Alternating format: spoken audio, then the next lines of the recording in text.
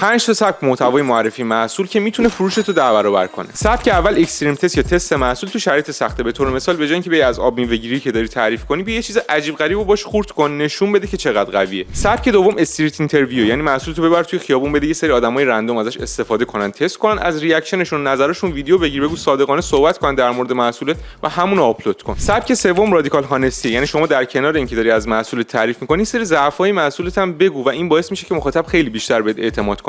حتی اگه اون محصول ازت نگیره، بعداً میاد ازت خریدای دیگه انجام میده. سبک چهارم تیک تاک استایل، برای کسایی که نمیخوان صحبت کنن تو محتواشون خیلی مناسب. یه سری ویدیو بگیرن از محصولتون تو حالت‌های مختلف در حال استفاده از زاویه‌های مختلف، بعد تو ادیت اینا رو بذارین کنار هم، یه موزیک ترند هم روش بذارین و آپلود کنین. سبک پنجم کاستومر ریاکشن، یعنی زمانی که مشتریتون اومد ازتون محصول رو گرفت، زمانی که داره از محصول استفاده میکنه، اون محصول دید ازش ویدیو بگیرین، ریاکشنش رو نشون بدین و همون رو آپلود کنین به عنوان محتواتون. حوزه کاریاتون و محصولاتتون هم تو کامنت بهم بگین، یه سری ایده اختصاصی توی استوریا بهتون میدم.